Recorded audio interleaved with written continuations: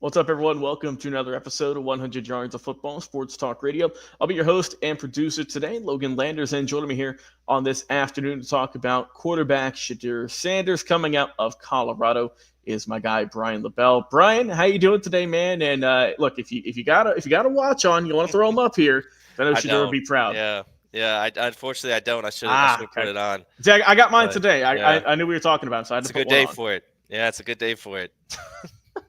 Well, let's get into it, man. Probably the most talked about prospect. A lot of that has to do with that last name, obviously, his dad is, but he's a hell of a prospect by what he's done at both Jackson State as well as turning around the Colorado program. So, what do you like about Shedeur Sanders, man? A very impressive prospect, no doubt about that. There's not a lot to dislike about him. I know we love to hate Colorado. I know we love to hate Dion. I know they're in the news every week on ESPN. There's some sort of highlight, whatever's going on. I know the critique was in the bowl game they lost to BYU, and like, man, I didn't see a single BYU highlight posted from ESPN. It's all the two Colorado highlights. But I mean, there's a reason for it. When you're talking about Dion, it's a big name. And Shedeur being in Dion's shadow and everything that happened there, I mean, he handled it with poise. He handled it really well. I mean, the biggest critique they have is him, flashing his watch after a big win. I mean, if that's the worst you can come up with, I mean, I'd say he did a pretty good job in his tenure at Colorado of staying composed and handling the pressure. Yeah, I mean, you didn't hear about any major off the field issues, right? You didn't see him No. going out to parties and getting arrested and doing any crazy stuff like that. I mean, he obviously he's a hard worker, right? Yeah. He spent he's one of the few guys, right, who spent 4 years in college. Jackson State for the first two, obviously, and then transferred over to Colorado for the final two. And man, just talk about consistency, right? I mean, 30 touchdowns, 40, 27, 37, minimal picks as well for the most part. I mean, the bad year was this year. He had 10. Yeah. But other than that, 8, 6, 3, you'll take that. But the one issue, though, that a lot of people will look at is the amount of sacks that he took. And he took 100. He was sacked 152 times in his career throughout both schools for 4 years. A lot of people can say, "Hey, maybe that's just not great offensive line play," and you'll see some other people say he holds onto the ball for too long. What's your take on that? Because that seems to be the main issue with him is the amount of sacks he's taken in his career. I don't know if there was a worse offensive line in college football than Colorado last year. I will give him that. And I think honestly, the offensive line play and everything that's happened as far as maybe critiquing holding the ball too long and taking a lot of pressure, taking a lot of sacks, I think it plays really well for him in the next level. And I think it gives him a leg up on all the other quarterbacks because realistically, if you're a young quarterback and you're going in the top 2, the top 5, you're going to go to a team that probably doesn't have a very good offensive line. You're going to go to a team that probably doesn't have a lot of talent on the outside. You're going to go to a team where you're going to have to take lumps. I'm going to call it the oh man, what Eli and Peyton's dad. I'm drawing a blank on him. Archie. I'm gonna take the Archie Manning effect, where hey, listen, he took his lumps in New Orleans, man. He took a beating there, and I think as a young quarterback, you have to be able to. I mean, like I said earlier, poise and composure, right? All he did was complete I think his worst year was like 68%. He completed 70% of his passes almost all 4 years in college. Touchdown interception ratio, I know he had 10 this year, but he still had 40 plus touchdowns. I mean, he was phenomenal. Everything he did, he took a team that was 2 years ago, they had one win, and they were, really a couple of good quarters away from honestly being in contention for winning the conference. There's not much else you can do. You take a team that's on the verge of, hey, we don't know what else to do. We're maybe the worst team in college football, and now they're talking the town. And Shedeur is a big part of that. I know Dion was, and I understand the last name holds a lot of weight, but Shedeur is responsible for a lot of the success that Colorado has had. And I think he's done exactly what you can ask of him with the talent he had on the field and, who he has around him.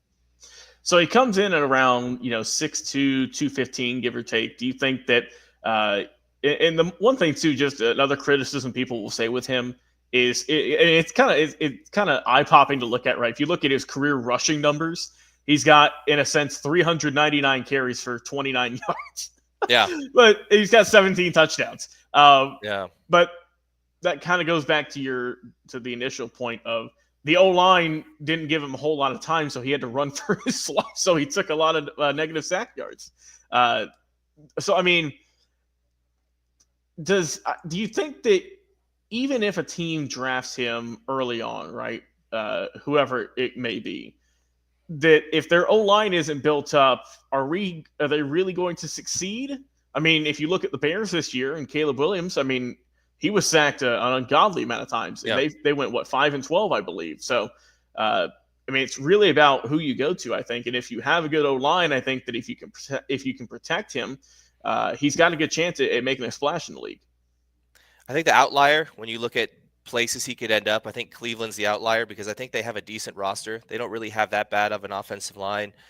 Obviously they had other quarterback issues that, it's a whole nother episode, a whole nother thing that we could talk about there. But they're a decent team around him where they got some talent to where I think he could go in there and instantly be like, oh, hey, this is a lot better than what I had.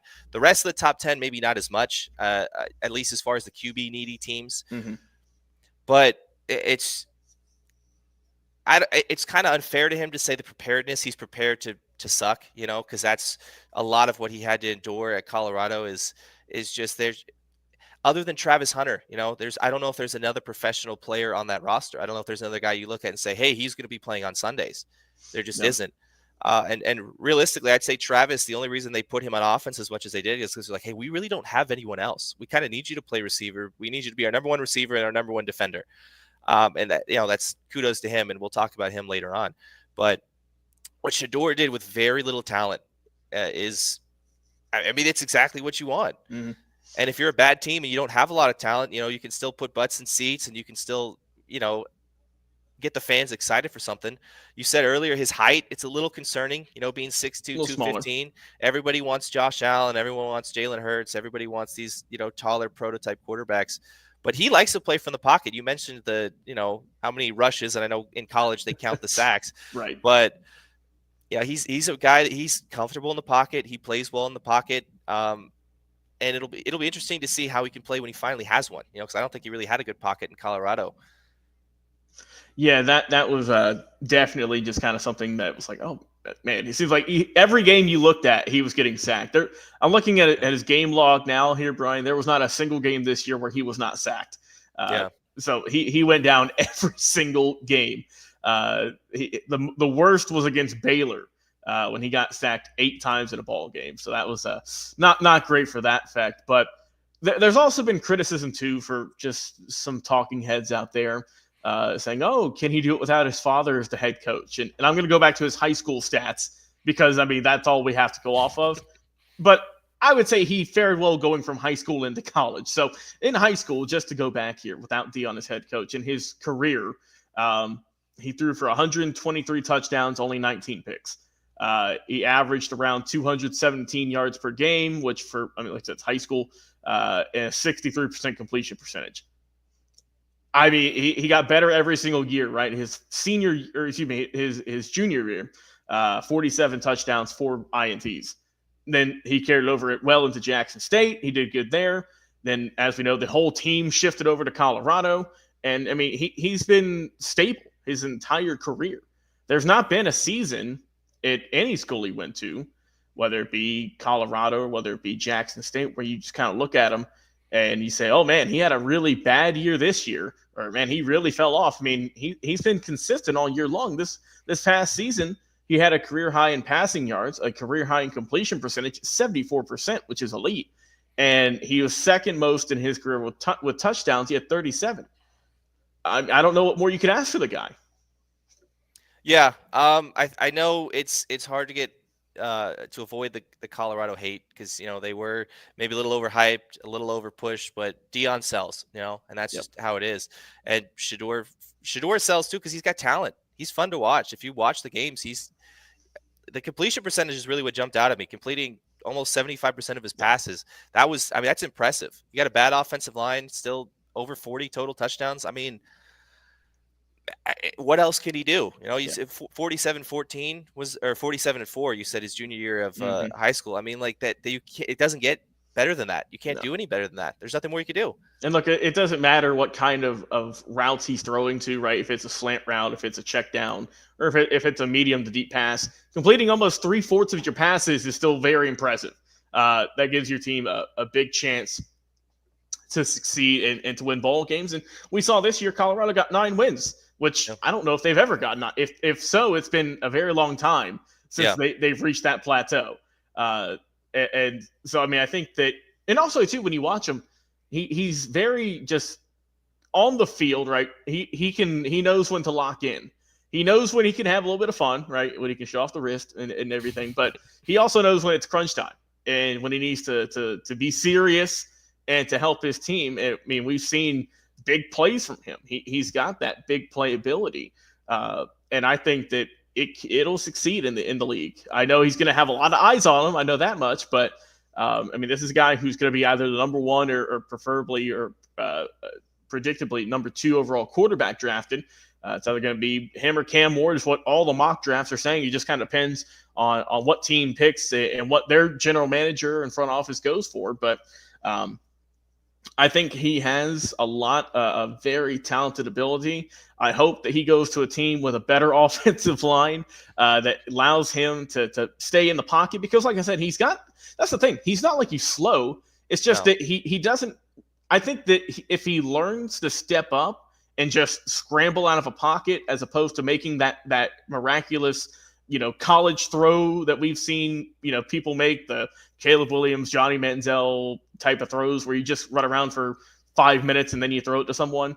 If he just can, because that doesn't work really well in the NFL, not much anymore. That's a 1 in a million type throw. But I think that if he can improve just that decision making of, okay, there's nothing there, let me tuck and run and not just run back, I think that would be huge. That's the one minor flaw, I think, for his game. That if he can get that, just get it figured out, then he would be good as golden. Because, like I said, he's got a great arm. He has tremendous talent. And then if you pair him up with a talented receiving core, if you get him a veteran too, right? If you get him a veteran backup quarterback who's a little bit older, maybe if you get him an experienced guy on the line or a talented wide receiver, that's going to help out too. Because sometimes we see with these teams, Brian, is they draft super young guys and they struggle because they're all just trying to figure it out together.